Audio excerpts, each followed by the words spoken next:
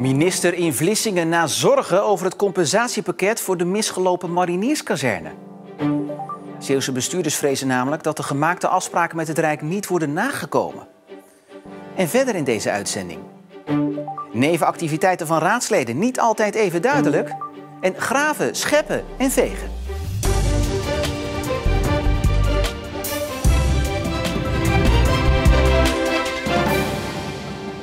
Goedenavond.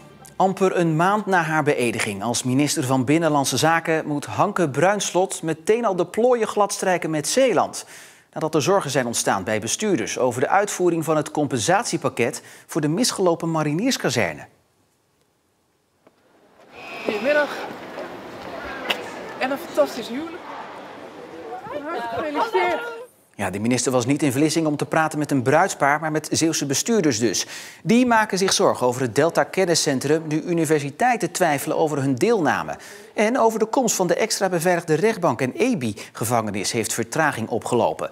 En we gaan naar Ariane Lafort, die het bezoek voor ons volgt. Ja, Ariane, wat hebben de Zeeuwse bestuurders vanmiddag tegen de minister gezegd?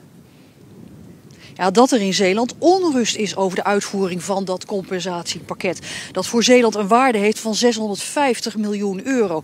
En dat die twee belangrijke onderdelen, het Delta Kenniscentrum en met name dan die EBI-gevangenis met de bijbehorende rechtbank en gebouwen, dat nog niet van de grond komt. Provinciale staten van Zeeland spraken daar een paar weken geleden hun oprechte zorgen over uit. Ja, en kon de minister vertellen dat het allemaal goed gaat komen? Kon ze geruststellen? Nou ja, achter mij is de minister zojuist aangekomen in het stationsgebied waar ze wordt bijgepraat over slimme mobiliteit in Zeeland. Maar ja, het gaat natuurlijk om dat gesprek dat gevoerd is op het gemeentehuis, waar Zeeuwse bestuurders met name hebben gevraagd van hoe zit het met die EBI-gevangenis. En die rechtbank, dat is het gebouw dat het Rijk op het terrein van de geplande marinierskazerne zou moeten gaan neerzetten. In ruil voor die gemiste marinierskazerne. En dat is natuurlijk de vraag. Heeft de minister de Zeeuwse bestuurders gerust kunnen stellen? We hebben natuurlijk eerst een uitstel gehad als het gaat om de marinierskazerne. We hebben ook met elkaar van besloten, dat kan niet. Het is van belang dat we Zeeland daarop compenseren. Daar hebben we nu een breed plan van aanpak waarbij goede stappen worden gezet. En dit hoort er gewoon bij. En ik ben hier ook vandaag om er ook aan te tonen en ook gewoon uit te stralen dat we dit belangrijk vinden. Maar kunt u de Zeeuwen garanderen dat over een aantal jaren inderdaad dat justitiële complex hier ook echt staat? Het is onderdeel van het plan en we zijn aan het bouwen en we gaan er werk van maken. En uiteindelijk staat er hier een gebouw. Ja, een gebouw. Ariana, hoe gaat het nu verder? Ja, we zijn bezig aan de laatste delen van het werkbezoek van de minister. Ik denk dat de Zeeuwse bestuurders na afloop van de bezoek de koppen bij elkaar gaan steken. Gaan zeggen, wat heeft die minister nu echt gezegd? En heeft ze die garantie kunnen geven dat het inderdaad niet net als de marinierskazerne uitstel en afstel wordt? Hoe hard zijn de garanties die zij vandaag hier heeft gegeven? Ariana, dankjewel. 2 dagen nadat storm Corrie over Zeeland raasde, is nog niet alle schade aan de stranden en duinen hersteld. En dat kan ook nog niet overal. Zo laat Rijkswaterstaat weten dat het metingen van het waterschap afwacht voordat zij beginnen met nieuwe zandsuppleties en het versterken van duinen langs de Zeeuwse kust. Het waterschap liet gisteren weten dat veel stukken strand en duin in zee zijn verdwenen en dat dit snel moet worden aangepakt omdat het stormseizoen nog niet voorbij is. Rijkswaterstaat laat weten dat het ingrijpt als dit noodzakelijk is voor de veiligheid van het achterland.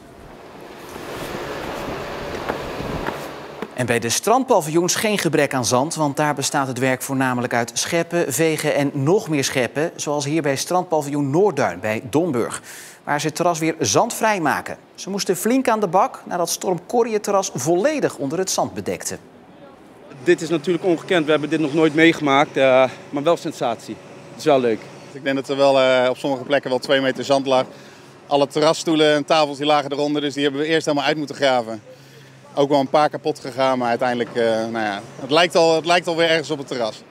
En met een beetje doorwerken hoopt het paviljoen vrijdag weer open te kunnen. De rechtszaak tegen de vrouw die wordt verdacht van de moord op Ischelle van de Velde uit Oostburg gaat 20 april van start en duurt 2 dagen.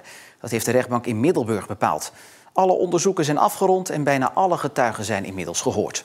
De 45-jarige verdachte wordt verplicht om bij die zittingen aanwezig te zijn. Bij alle voorbereidende zittingen was hij tot nu toe afwezig.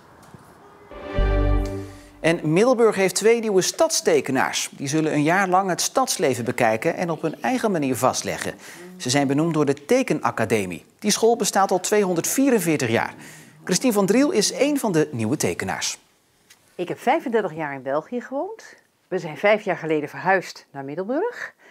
En wat kun je beter doen? De stad tekenen om hem te leren kennen. En voilà, ik ben verliefd geworden op Middelburg. En als urban sketcher teken je het liefst buiten. Dus in dit slechte weer ga ik toch naar buiten. Ik maak de opzet en in het atelier werk ik het verder uit. Middelburg blijft een prachtige stad om te tekenen. En naast Christine is ook Boris Peters benoemd als nieuwe tekenaar. Kunstenaar Johnny Berens kent natuurlijk al zijn kunstwerken. Hij heeft ze immers zelf gemaakt. Maar zelfs hij heeft nog nooit zoveel van zijn werken bij elkaar gezien. Tot nu. Want ze zijn uit heel Nederland en België in bruikleen gegeven en te zien op de tentoonstelling Getekend door de Zee. Nou vallen we wel meteen hier met de deur in huis, hè Johnny? Ja, dat klopt. Het was mijn bedoeling eigenlijk om de bezoeker van de tentoonstelling min of meer onder te dompelen in het geluid en in het beeld van de zee. En ook om het ook een mooie verbinding te leggen tussen mijn werk, de tentoonstelling hier zo en het beeld van de zee. Maar ook de fundamenten van dit museum zijn ook gebouwd op zeebodem. In de overzichtstentoonstelling zijn behalve zijn kunstwerken ook de technieken te zien die hij gebruikt om zijn werk te maken. Ik heb hier een soort installatiewerk gemaakt met alle etsplaten, alle etsfragmenten en etsafdrukken op zelfgeschept papier voor het werk Oculus Maris. Dat alle werken van Berens nu bij elkaar in één tentoonstelling te zien zijn, is behalve voor het publiek ook voor de kunstenaar uniek.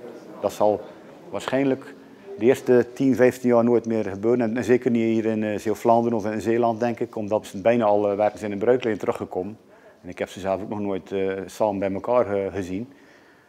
En ik moet zeggen dat er zit ook een soort reflectie op je eigen werk. En als ik er dan zo langs loop, dan denk ik hoop dat ik de volgende 11 jaar weer zo'n evaluatie kan krijgen in mijn werk. Hè. Dat het weer zich zo verder ontwikkelt. Dat ik ook weer zo'n collectie bij elkaar krijg. Zijn technieken zijn in de loop van de jaren misschien veranderd, aangescherpt, uitgebreid, verbeterd wellicht.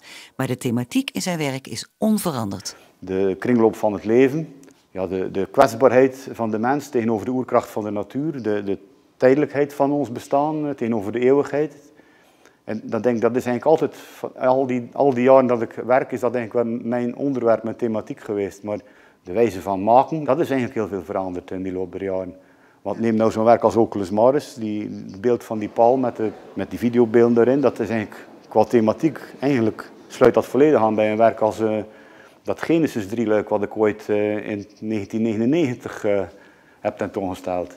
En dat is meer dan 20 jaar geleden? En dat is meer dan 20 jaar geleden. En die twee werken die zouden eigenlijk op een volgende tentoonstelling misschien best heel mooi in een grote zaal tegenover elkaar gepresenteerd kunnen worden. Die zouden elkaar ook versterken, omdat ze natuurlijk dezelfde thematiek en hetzelfde onderwerp hebben, maar een volledig andere manier van uitwerking. En toch past het dan ook wel voor weer bij elkaar. En de overzichtstentoonstelling van Johnny Berens is nog tot en met 20 maart te zien in het museum Het Warenhuis in Axel. Wat doen Zeeuwse gemeenteraadsleden naast hun raadswerk? En staan deze nevenfuncties wel eens in de weg bij het uitvoeren van dat werk?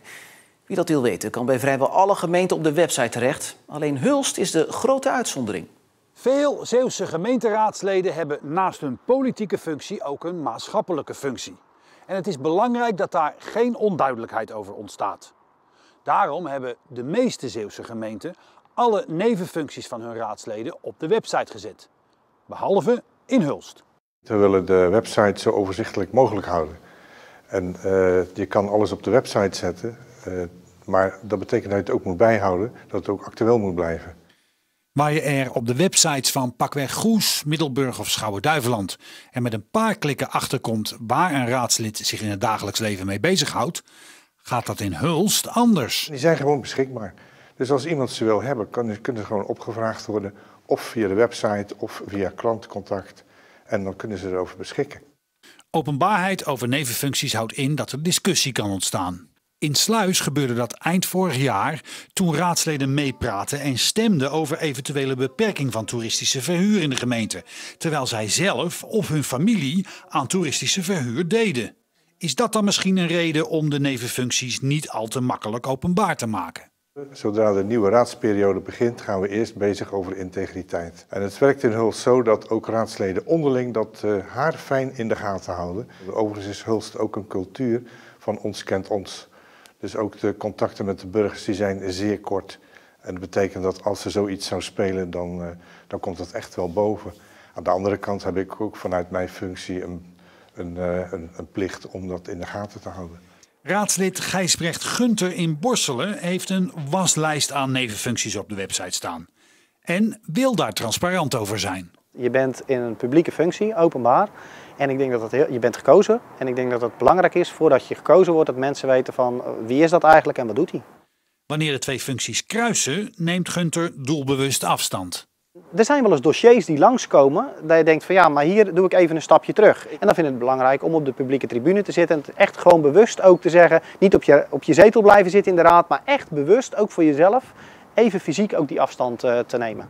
Hulst zegt dat er alleen zaken die met regelmaat door inwoners of anderen worden gezocht, aan de website worden toegevoegd. En heeft geen signalen ontvangen dat er behoefte is om te weten wat de nevenfuncties van raadsleden zijn. We gaan het aanpassen zodra er inderdaad blijkt dat er behoefte aan is. Als er vraag naar is, als er nu bijvoorbeeld 4 keer naar gevraagd is of 3 keer naar gevraagd is, dan voegen we het toe. Iedere gemeente heeft sowieso de samenstelling van de gemeenteraad op de website staan.